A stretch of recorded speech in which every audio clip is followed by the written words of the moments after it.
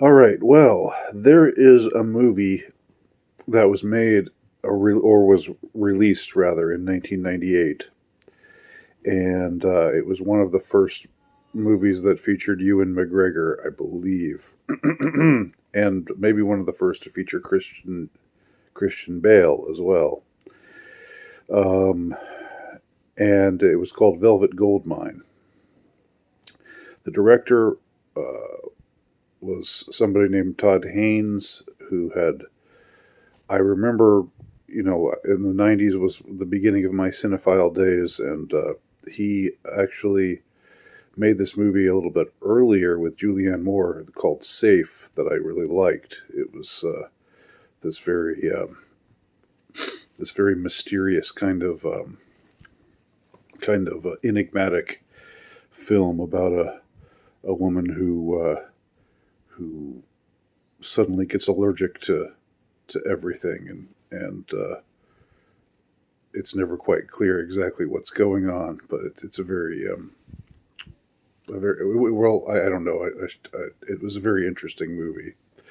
So I knew the director. I had liked the director's past work as far as that goes. So I went into watch Velvet Goldmine. I remember in the '90s, the late '90s, thinking, well, okay, I bet this will probably also be good. Like Safe was good. Very different kind of movie than Safe was. This Velvet Goldmine is probably the most pederastic movie I can think of. Uh, it's just as far.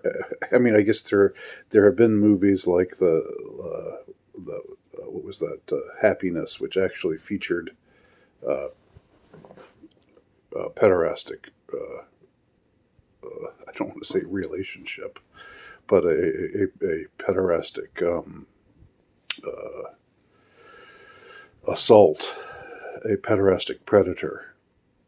So, you know, but as far as just the aesthetic, we're talking about a movie. Okay, first I should say this is a movie that's about the glam era, uh, and it's ostensibly the two um, rock stars that are featured are supposed to be the analogs of David Bowie and Iggy Pop, and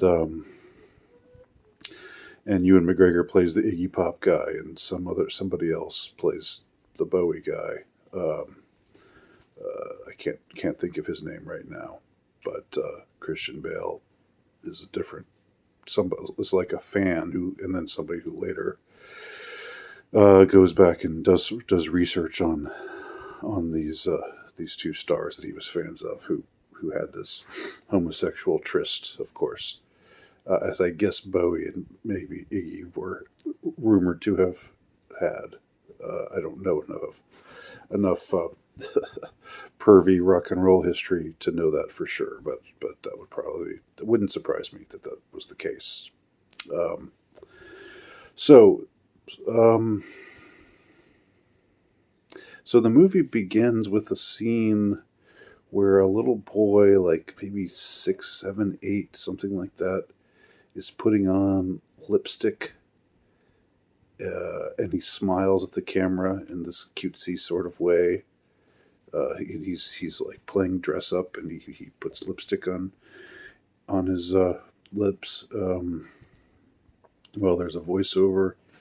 It's a very that scene itself is very disturbing, and of course the whole glam rock era. It's the '70s. Everything is sexualized. Of course, the two. I have very little doubt that Todd Haynes must be a gay, because there's lots of homoerotic. Um, there's plenty of homoerotic scenes and imagery and a general aesthetic, and that's you know it's not my favorite thing in the world. to sit through, especially um, especially there's an extended kiss between the two male leads. That's sort of like ah. But anyway, the really disturbing scene in this movie, which interestingly, it's really hard to find now. Like it was supposedly this legendary movie for some people, for people who are into this sort of stuff. I went on the internet, looked it up, and there were lots of just very effusively articles which effusively praised the movie for being so wonderful and you know uh, and it's all from this sexual liberationist perspective. But anyway, the disturbing aspect of it isn't so much the homosexual uh, part aspect of it, but just the pederastic aspect, which really in the 70s, people don't really want to face this fact, but amongst homosexual men, pederasty was not uncommon. It was not in the least uncommon, and it was somewhat normalized in that you know in that subculture. I remember it was 2 summers ago, going to Milwaukee, and we were visiting relatives up there, and my daughter and I went to the perfect father daughter gathering or event, which was the Jeffrey Dahmer walking tour. And so, uh, and if you know my daughter, you would know that's not really. It's this is she has she's a sweet girl, but she has very dark sensibilities, kind of like her dad, I guess, in some ways. So there's an actual walking tour where they take you around and show you places where Jeffrey Dahmer, these places that were clubs where he frequented, and they talked about one of the clubs being a place where they staffed the bar with like 15-year-old runaways, and they put these boys up for the night. Obviously, they weren't just staff. Obviously, there was there was stuff going on. These boys were being abused. I mean, Harvey Milk, right? The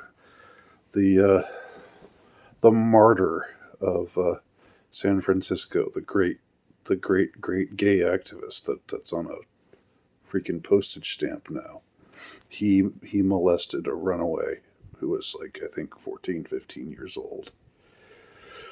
Like I said, not uncommon in that milieu. So, all that said, the fact that this particular scene is featured in Velvet Goldmine is in a way it's a credit to the maker of the movie, because at least it's honest. It doesn't airbrush this stuff out the way that people want to today. The way that people want to sort of clean up the gay male scene today. And I'm not saying if you're gay that you're a pederast. I'm not saying that at all. But I am saying that it was a part of the scene, very much so. It was not uncommon.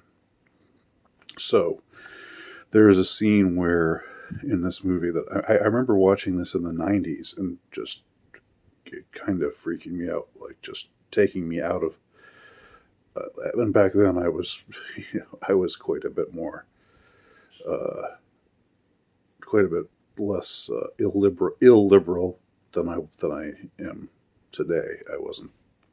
I was in my 20s. I guess I was sort of just in my libertarian days, but I was more. I don't know. I was less uh, grizzled, I guess. I was more naive, actually. But and so I was, much more tolerant of seeing what I would today call, objectionable material. I kind of, liked edgy stuff much more back then than I do now. Now, it's very, very interesting. I mean, I don't want if there are movies I read about, and I read the premises, you know, X, Y, and Z, and it's just like if it really sounds disturbing, I'm like, no, I don't think it. Like with Irreversible, I talked about that Gaspar Noé uh, movie because he directed that terrible music video that I talked about in a prior video as well. Anyhow, I was much more inclined to just want to seek stuff out, and the edgier the better, But when I was in my 20s, but when I saw this scene in Velvet Goldmine, it freaked me out, uh, it, because it kind of came out of nowhere.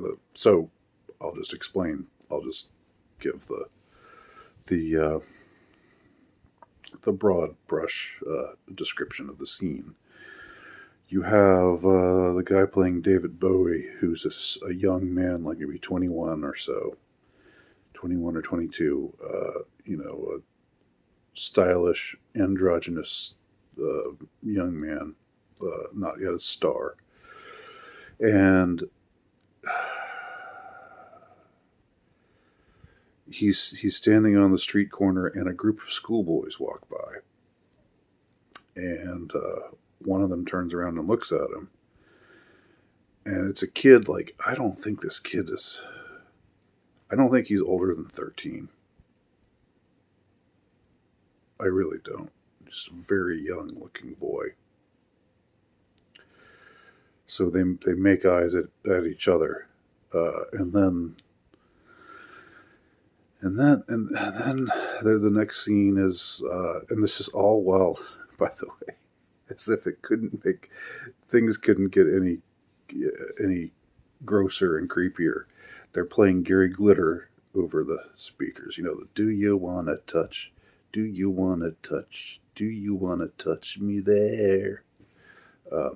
Which was later covered by Joan Jett, but this was the Gary Glitter version. Gary Glitter himself, a known perv, uh, uh, into kids, convicted of that sort of behavior.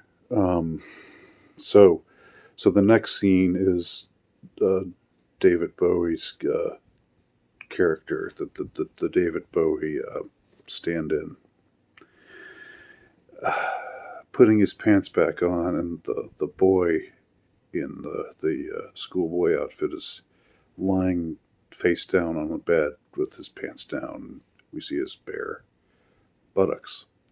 So, and this is early on in the movie. Early on in the movie, this is one of the main characters, and we're supposed the movie is establishing him as this icon, as this figure to be revered, and he's buggering this kid, this schoolboy. Rape. I mean, it's basically rape. It is rape. It's not basically anything.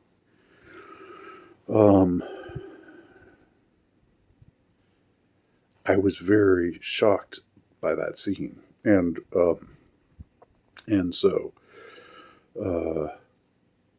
anyway, that scene in particular is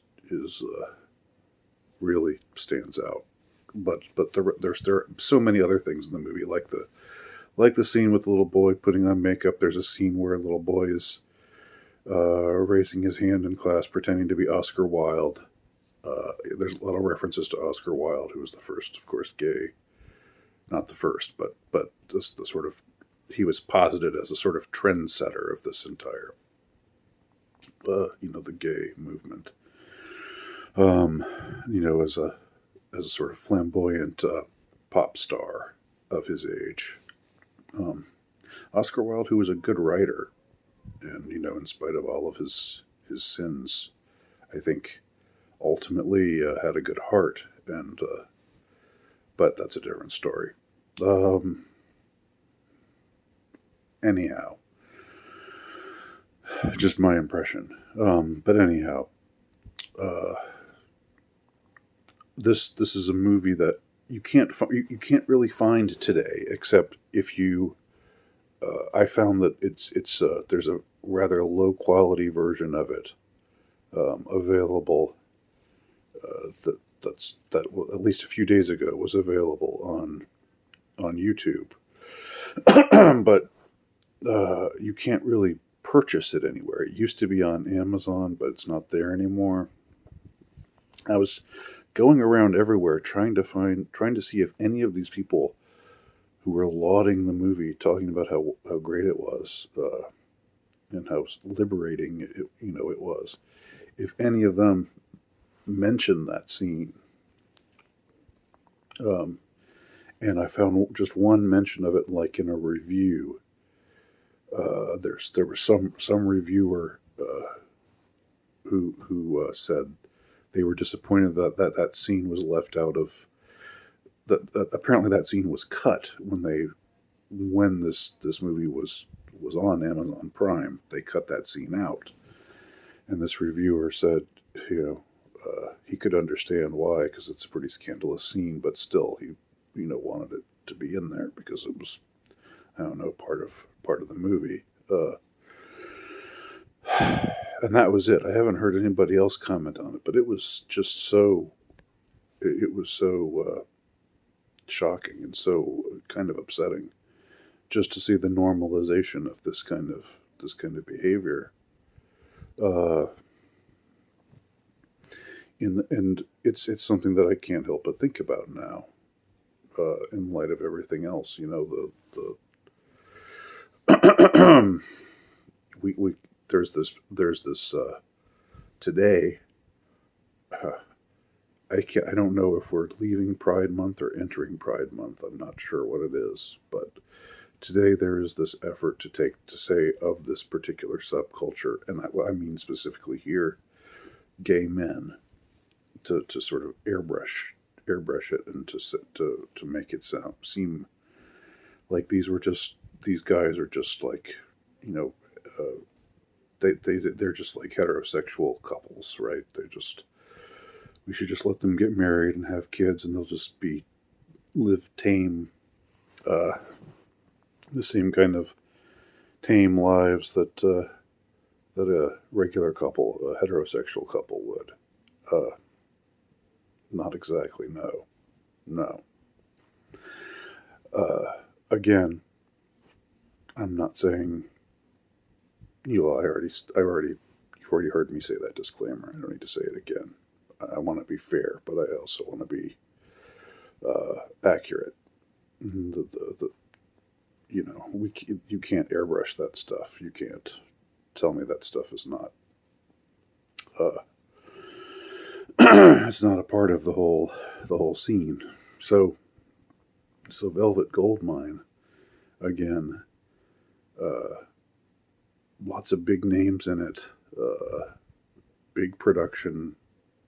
Toni Collette also, the actress Toni Collette was also in it. I think maybe one of her first movies as well.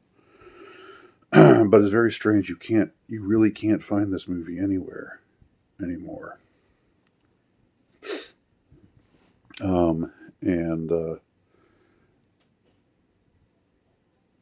But this scene and this entire aesthetic that I'm making reference to here, in a way it's very informative, because it shows something that is real about sexual liberationism. And that is, it's not something you can, it's like a Pandora's box. You open it.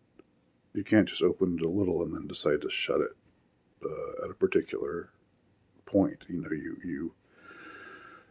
Sexuality is something that is a powerful force, and that's why it's been so heavily regulated throughout human history. um, and that is why, uh, in a